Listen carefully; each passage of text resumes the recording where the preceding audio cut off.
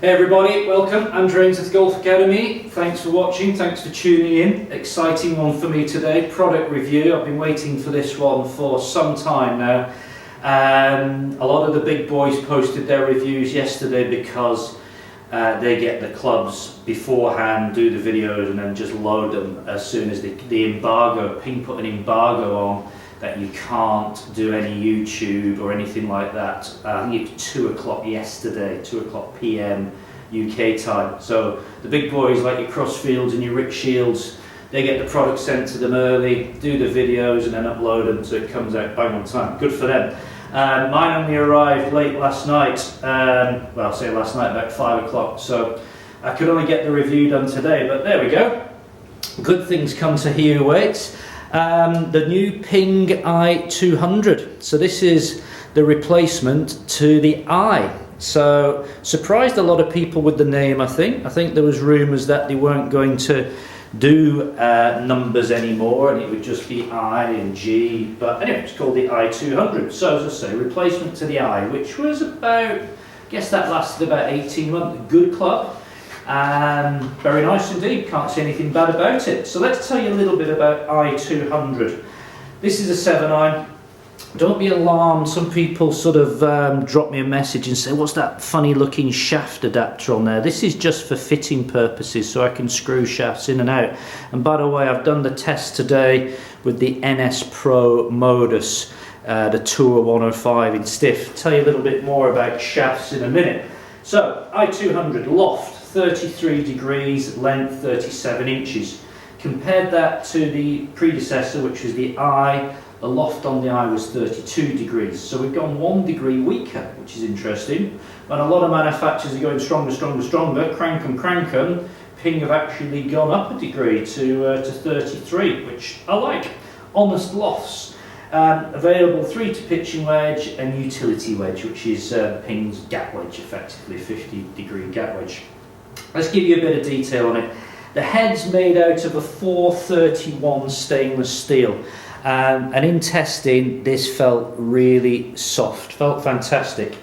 This is elastomer which they put in the back. This insert here is the material called elastomer, which is 1.9 times more elastomer in it than the previous model, and that's to reduce vibration and give us a slightly softer feel. The face is 30% thinner than the previous model, which gives us faster rebound, extra distance and tour level gapping. That's, I guess, presume if you hit it like a Tour Pro, you'll get tour level gapping. Hydro Pearl finish, so this is the Hydro Pearl finish which we've seen on the iBlade as well. It's a really, really nice finish. It's quite minimalist, the look to these new Ping irons, which I quite like. Nothing too fussy and fancy, but besides looking great, it has a purpose. The Hydro Pearl finish reduces friction between the club and the turf, especially in sort of wetter conditions as well. Now, as a club fitter, that's primarily what I do here, besides teaching. I'm very excited about more shaft options. Ping in the past haven't always given us as many shaft options as I felt they could do, but now they are. So this is for the UK market. It may vary in other parts of the world, it may not. So we've got the Ping AWT shaft in steel, AWT standing for Ascending Weight Technology. Lighter in the long irons, getting progressively heavier as you move into the short irons. Good old dynamic gold, still kicking and screaming, still going after all these years. Project X, great shaft. XP95 from True Temper, lightweight steel. NS Pro Modus, this one, 105 Tour, this one, great shaft. And a new addition this year is the KBS Tour in stiff. And there's also a graphite option. Can't see that many sets of these being sold with graphite shafts in, but who knows. So that's all the spec on the club. What did I think of it? Well, I've got to be honest, I love it. I really do. The more I hit it, the more I fell in love with this club. For me, it does everything that I want a golf club to do. It looks great. As I sit it down, I'll get some close-up shots. It looks very, very playable. It's got a thin top edge on it. Quite a compact head, very minimal offset on there, quite thin bottom edge. It felt great, it felt very soft to me off the club face, almost like a forged like feel. Forgiving. I mean, I did manage quite easily to misstrike a few shots, got a few down in the bottom, not quite at the middle, but got away with them. But when I got hold of one, my goodness, did it take off. And considering that we've got some pretty honest lofts to deal with here, have a look at these numbers. I'll flash them up on screen as we talk about it. So I was playing a little bit around with club speed and strike, but I was averaging about 82 miles an hour of club speed, which is about where I want to be with a 7-iron. I can swing it faster, but I tend to lose control of it. And you can see my carry distances here as I caught one really well at the end from 84 miles an hour club speed and carried it 165. But until that point, I was sort of 158, 157, 162. You can see fairly consistent here. I'm not looking at total distance, they don't interest me, to be honest.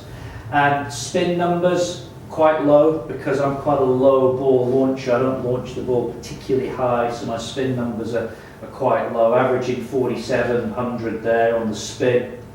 But oh, by the way, I was doing the testing, going to do all my testing this year with Bridgestone balls, and this test was done with the Tour B330 RX. Lovely ball, really impressed with that.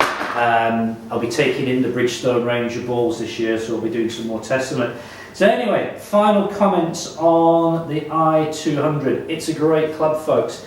It sits very nicely in the Ping range now. Ping are keeping it pretty simple. We start at the easy to hit end. We've got G-Max here, the big chunky club, get it in the air quickly, lots of help. Then we go to the G. The G, I guess, will change sometime later this year, don't know when, but Ping run about an 18-month product cycle, which is pretty long, isn't it? So the G's here. This fella sits between the I blade, okay, and the G. So it sits in the middle of those two. And I'm not going to say what sort of golfer should be using this. I think this could be used by a variety of golfers. I do think if you're looking for some help and some forgiveness, then the i200 is probably not for you, okay?